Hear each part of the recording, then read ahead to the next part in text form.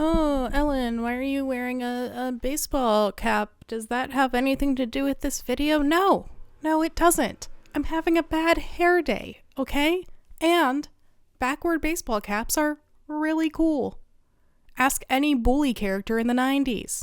I've always been fascinated by dance sequences in movies that are not musicals and not really dance movies. Not your Dirty Dancings or your, I don't know. Didn't there used to be like a series of like street dancing movies for teenagers? Is that what Bring It On was, or was that cheerleading? No, that was cheerleading. Whatever, you get what I'm talking about, not those. These sequences always elicit a strong reaction in me, whether that be joy, discomfort, or laughter. An artistic expression of emotion through movement where you wouldn't necessarily expect it is, well, forgive me for being a little cringe, but kind of thrilling to me.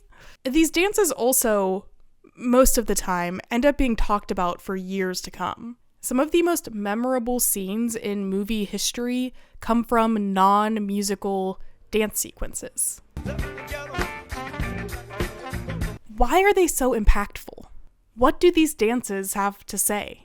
Well, I want to talk about it, and you clicked on it, so now you have to listen. Sucker.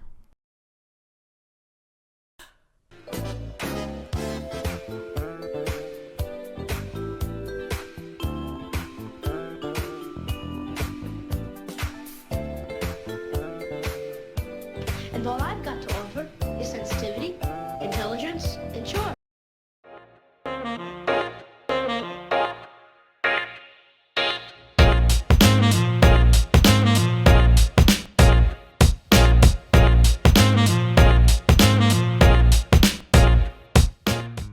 Be honest, when you're home alone, do you ever break it down freaky style? You know, blast some music, perform for an imaginary audience, collect your Tony. Remember, I said be honest. Okay, fine, well, I'll be honest then. I'm always doing this, and I'd wager you are too. Whether you admit it or not.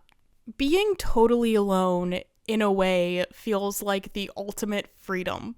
Literally no one watching. These seemingly random outbursts of dance are an expression of that freedom. You can be as goofy as you want and no one will ever know. Well, I guess now people know, but I have a feeling most people in my life had an idea that I was putting on full Broadway productions in my living room in my free time.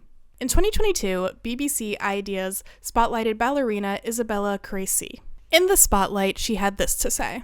When I'm dancing, it makes me feel like I'm flying. It feels like I'm free, and it's the best feeling. While talking about her experience as a Black ballerina in a predominantly white field. This feeling of and expression of freedom that comes with dance is, I believe, quintessentially human, even if you aren't a professional ballerina. Dance as an expression of freedom is super, super common in coming-of-age stories. Which makes sense since this is the first time in most people's lives that they get a real taste of that pure freedom to be an ass. Take, for example, one of the most famous dances in film history, Risky Business. If you've never seen Risky Business, you know nothing about it, you know this dance scene. A young Tom Cruise in an oversized button-up shirt and white socks sliding across the floor to old-fashioned rock and roll. Risky Business is a coming-of-age story about Joel Goodson, a wealthy, overachieving teen who is left alone for the first time and uses that freedom to call sex workers and get drunk. The iconic dance happens on his first night of freedom. His first bombastic expression of independence from high expectations and criticism. But this freedom doesn't always express itself when a character is left alone. You also see it a lot when a group of misfits come together and feel free and finally belonging. finally allowed to be their true, authentic selves with others. This is the kind of dance as freedom that we see in The Breakfast Club and Perks of Being a Wallflower. The kind of freedom that comes with community. One could, in fact, argue that the kids in Breakfast Club are decidedly not free in the traditional sense. They're in detention. That's like the whole plot. But the dance scene is sort of an eruption of the relationships they've formed throughout that day. A freedom to break away from stereotypes and just be kids together.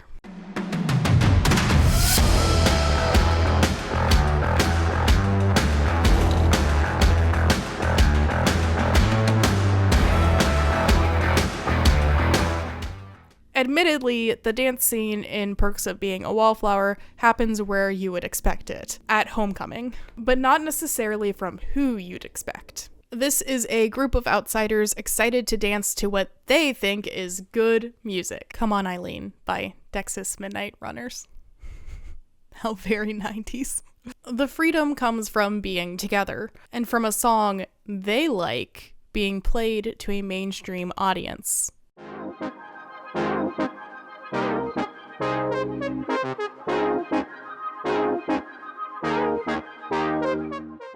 More traditionally, of course, dance is used to set a tone or tell us more about a character. A super serious drama is not very likely to have a chicken dance sequence, for example. The comic relief character isn't very likely to perform an earnest interpretive dance expressing their long repressed sexuality.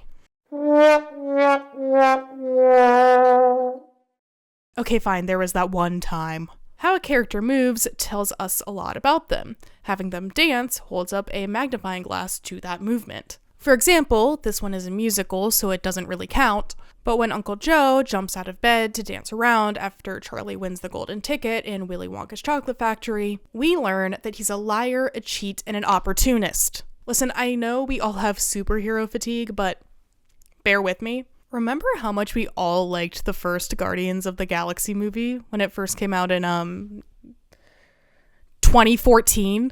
Guardians of the Galaxy is 10 years old.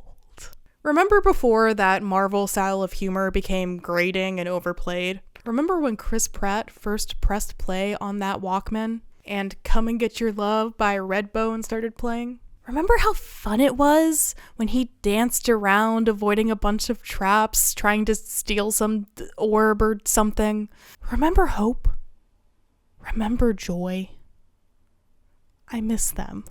More importantly, remember how you immediately knew what kind of movie Guardians of the Galaxy was going to be? It's not like the other Marvel movies. It's a cool Marvel movie. This is a Marvel movie your dad's gonna like. Chris Pratt flips the bird in this movie. The opening dance sequence in Guardians of the Galaxy, regardless of how cringe it may seem in 2025, is a phenomenal example of using dance to immediately set the mood of a film. A film. The audience knows exactly what they're getting into from the very beginning. This can also, obviously, be used for characters. Take, for example, Mia Wallace in Pulp Fiction. The wife of a mob boss and a former actress, Mia is unfulfilled, both spiritually and physically. When Mia's husband asks John Travolta to take her out on the town for a night, the two of them must resist their attractions. Their longing for freedom, if you will, for the sake of their lives. Mia is incredibly restless and forces Travolta, the character's name is Vincent, but it's John Travolta, to enter a dance competition with her, something she knows is very dangerous for both of them, with their feelings towards each other and her powerful spouse and all. The iconic dance scene that follows is an exercise in restraint for Travolta and an exercise in freedom for Mia. She longs to perform even if it's only at a twist competition at a cheesy restaurant. She wants to be touched even if it costs her her life. The dance tells us that Mia is, forgive the cliche, a bird trapped in a cage banging against the bars. Ooh, I hated how that sounded coming out of my mouth.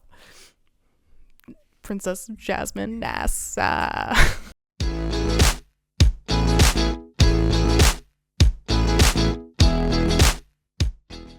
Dance not only can tell us who a character is, but can also tell us how a character has evolved.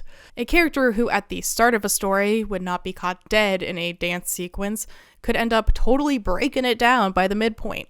If you were alive before 2008, you're probably familiar with this old video everyone was obsessed with for some reason, The Evolution of Dance, where this guy who kind of looks like your dad dances through decades of popular moves. It was never very funny, but I don't know. It was a different time. You do sometimes see this evolution through time in TV and film, a character dancing through their actual life and evolution. Think the end of La La Land, but that's not really what I'm talking about here. What I'm talking about is a dance that signifies a change in a character. This is no longer the person the audience knew, this is someone different. For example, the Joker dance. Apologies to the residents of the Bronx who still have to deal with tourists taking photos with those damn steps. This is the moment when Arthur becomes the Joker. He's now living in a society. He's snapped. The system has failed him on all fronts. He's no longer scared and timid. He's no longer ashamed. He now has blood on his hands. This dance also falls into the dance's freedom category, but not in a positive way. Arthur is done repressing his sociopathic tendencies. He's letting them loose. He's totally free. Well, like, not really, because the mental illness of it all, but that's, like, what the dance represents.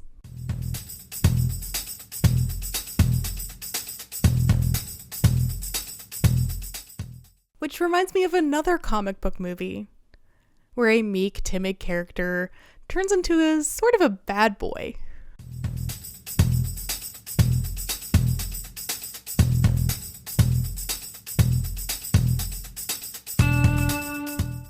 There was literally no way I wasn't going to talk about this, and I'm actually not sorry this time. We all know the story. Peter Parker gets infected by a symbiote, turns into Eli Goldsworthy from Degrassi, and does some thrusting in the middle of a busy New York City sidewalk. It's iconic. It's awe-inspiring. It's cinema.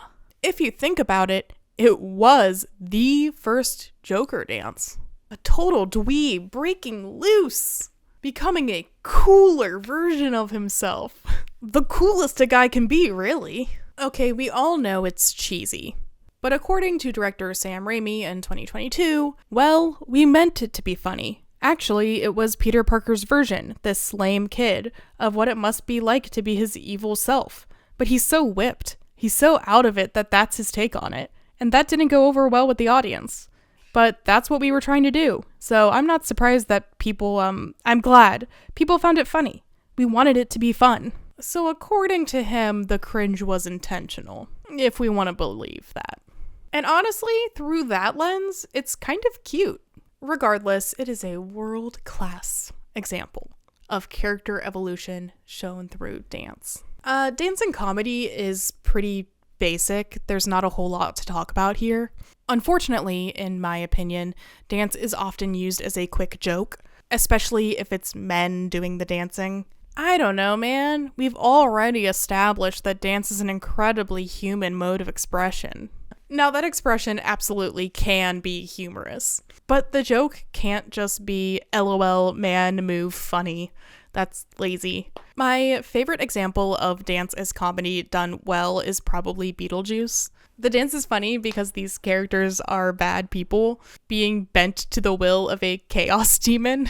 Super classic stuff. The shrimp cocktail gag? Pure comedy. This comedy comes from the opposite world of Dance is Freedom. A big part of the humor comes from the fact that these greedy people are very much not free. Punching up and all that, etc. Even if it does get out of hand and become not funny at a certain point. It's funny now.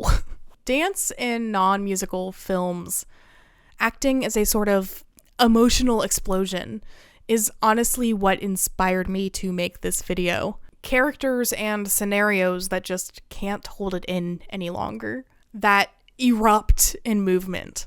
A sort of combination of everything we've talked about so far that can no longer be contained.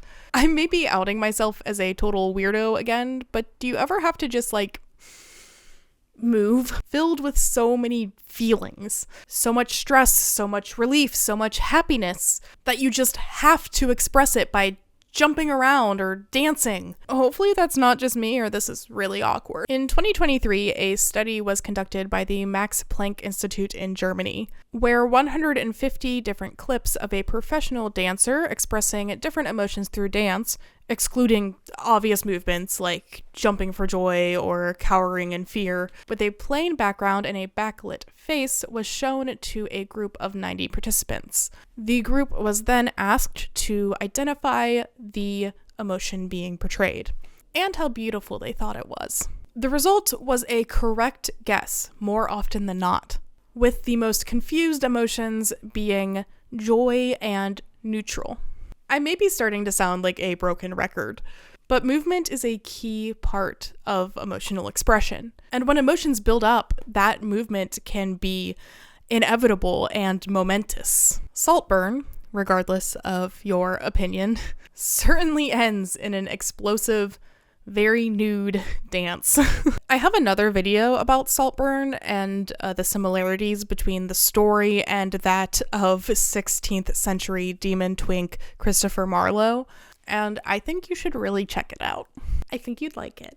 Because I've already talked about it, I won't dwell here, but I could really only describe the ending dance sequence as a burst of pent-up energy, finally released and inevitably crashing after the credits roll. Please watch my Saltburn video. It performed very poorly. I promise you Christopher Marlowe is really interesting. Jojo Rabbit is another sort of polarizing film that has a, I think, pretty important dance sequence. It's maybe my favorite dance sequence in any non-musical movie ever. It's very short. The movement is definitely not very grand, but nevertheless, it is explosive. If you don't know, Jojo Rabbit is a movie about a little boy named Jojo who is a part of the Hitler Youth and who has Hitler as an imaginary best friend. His mother is a part of a secret resistance group and is hiding a little Jewish girl named Elsa in their home. Jojo discovers Elsa and his mother's activities, and the plot ensues. A lot of horrible things happen in Jojo Rabbit. It's Germany and World War II. Duh. The film ends with the end of Hitler's reign. As Allied soldiers march in front of the home, Elsa realizes that the Nazis have lost. Standing in an open doorway, Elsa in full view for the first time, the two children dance. The final line of the plot synopsis on Wikipedia reads, "They then dance, now free." And yeah, exactly. They dance with a ferocious sense of freedom, expressing their immense emotions the only way their bodies know how.